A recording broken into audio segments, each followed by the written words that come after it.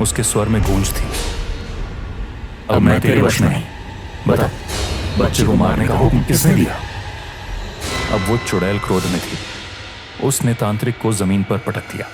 उसका क्रोध देख तांत्रिक डर गया और बोला, गोवर्धन लाल ने। ये सुनकर उस चुड़ैल का गुस्सा और तेज हो गया। वो बोली, अब देख, जो मेरे बेटे की ओर बुरी नजर डालेगा वो जिंदा नहीं बचेगा।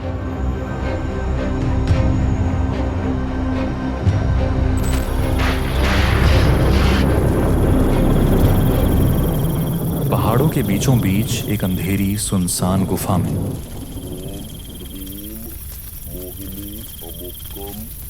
एक तांत्रिक रात के तीसरे पहर साधना में लीन था। गुफा के बीचों बीच अग्निकुंड धधक रहा था। उसमें लगातार आहुतियां डाली जा रही थी।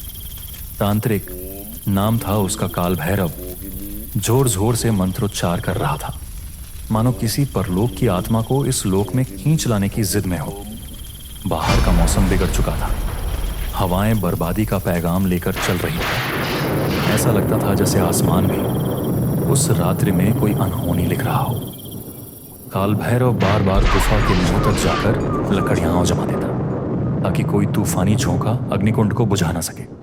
घंटों की साधना के बाद अब बस 21 आखिरी आहुतियां बची थीं।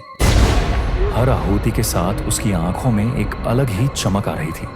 तभी जैसे कोई परछाई गुफा के द्वार पर आकर ठहर गई। सफेद साड़ी में लिपटी एक औरत खड़ी, लंबे बिखरे बाल, आंखें जैसे अंगारे, चेहरा इतना विकराल कि काल भैरव तक सिहर गया, मगर फिर भी वह टस से मस नहीं हुआ।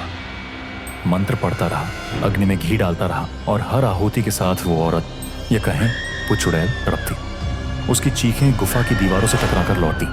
धीरे धीरे वह जैसे वश में होती गई। फिर वो आई और तांत्रिक के सामने बैठ गई। मुझे जाने दे। उसकी आवाज में दर्द था। क्या चाहता है मुझसे? काल भैरव एक शब्द भी नहीं बोला, बस मंत्र पढ़ता रहा। और जैसे ही 21वीं आहुति दी गई, वह उठ खड़ा हुआ।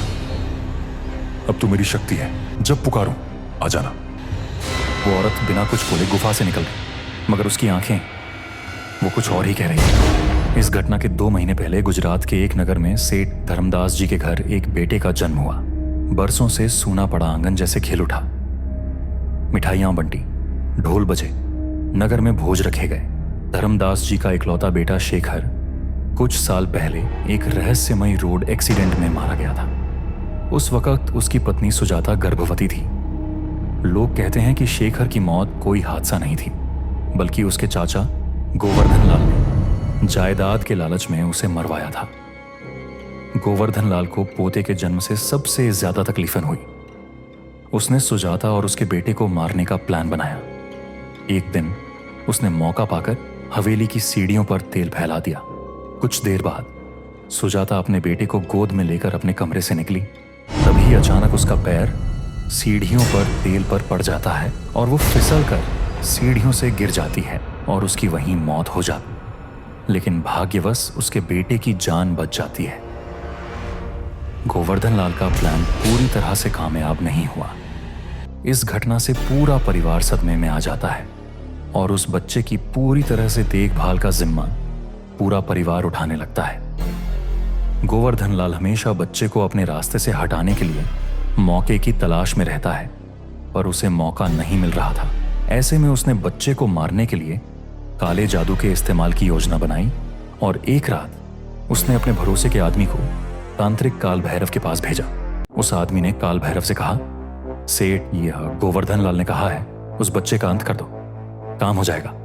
काल भैरव बोला, बस दाम बताओ, मुंह मांगा पैसा मिलेगा, ये लो 5 लाख एडवांस। काल भैरव मुस्कुराया और उसी रात अग्निकुंड सजा, मंत्र दोहराए गए और उस भयानक चुड़ैल को हुक्म दिया गया, बच्चे को खत्म कर दो। रात के तीसरे पहर हवेली के ऊपर अजीब सी परछाइयां मंडराने लगी। जब सब सो रहे थे, वो चुड़ैल धीरे से बच्चे के कमरे में घुसी। उसका हाथ बड़े नुकीले नाखूनों वाला जैसे ही बच्चे के गले तक पहुंचा, एक पल को रुकी, फिर जैसे कोई याद कौंधी। उसकी आंखों में पहचान की चमक थी। ये तो मेरा ही बच्चा है। उसे याद आया, हवेली की सीढ़ियों पर तेल फैले तेल से उसकी मौत हुई, लेकिन उसका बेटा बच गया था। ये मेरा बेटा है।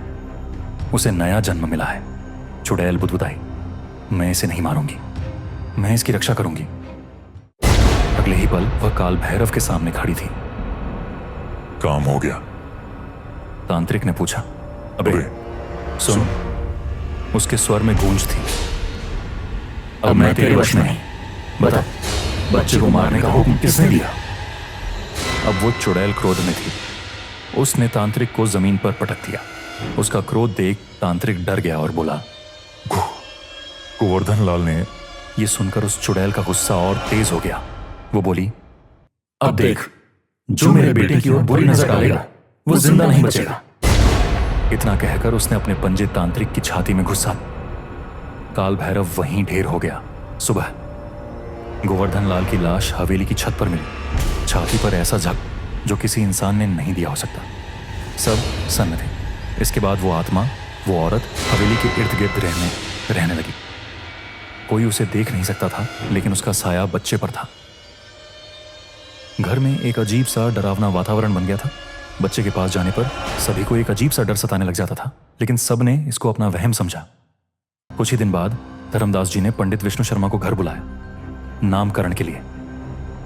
पंडित जी, कोई अच्छा मुहूर्त निकालिए। पंडित जी ध्यान में बैठे, लेकिन आंखें खोलते ही बोले, इस घर पर किसी आत्मा का साया है। धर्मदास जी चौंके। कैसी आत्मा? एक मां की, जो अपने बेटे की रक्षा कर रही है। क्या इसका कोई उपाय है? कल अमावस्या है, मेरे घर आ जाइए, पूजा करूंगा, पर अकेले आइएगा। अगली रात धर्मदास पंडित जी के घर पहुंचे।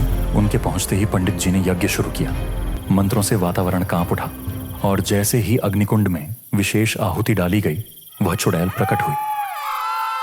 वो क्रोध में गरजी, क्या चाहिए पंडित? तेरी मुक्ति। तेरा बेटा अब सुरक्षित है।